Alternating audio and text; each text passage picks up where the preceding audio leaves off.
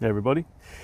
So I've been thinking a lot about wealth and realised there was a big gap in my knowledge. So I've gone off and done some research because I have this idea that the richest 1% of people in the world own 90% or something of the world's wealth.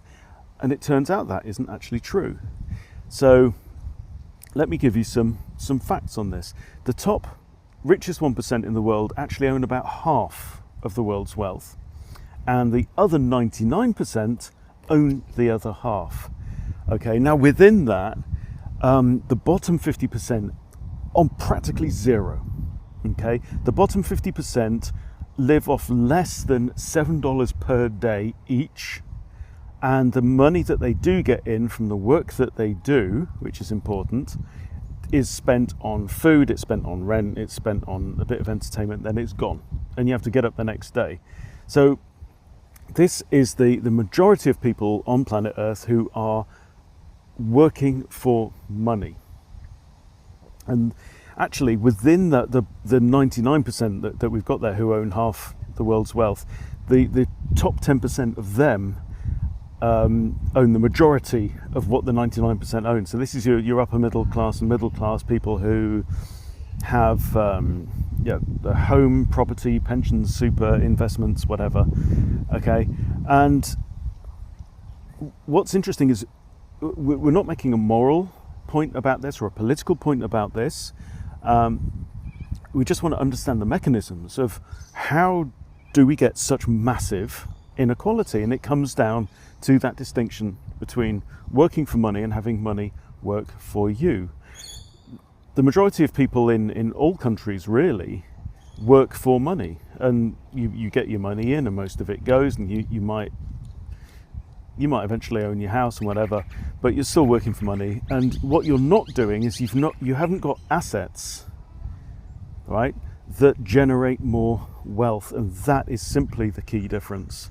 It's the difference between the 1% and everybody else. It's also the difference between the richest 10% of everybody else and the rest of everybody else as well, because they're the people who own land, own property, have stocks and shares or stakes in companies, things that generate wealth without them working. And that's the key thing. It's to do with compounding. We all know about compound interest. Okay, if you're in the bottom majority and you're working for money, then your income is proportional, it's linear, it's proportional to the work that you do, right? When you're working by the hour, you're working by the day, and that is obviously capped by biological reality. You can only work so many hours, and there's only so many hours in a day and days in a week. Okay, when you reach that limit, you've got to sleep and eat and other stuff, right? When your money is working for you in the form of whatever kinds of investments it is, then there really is no limit to that. It compounds and it compounds on that and it compounds on that again. So it's non-linear. This is the point. So what I'm excited about is how those of us who have a few quid to invest can actually make that start to work for us. It's a very, very different mindset.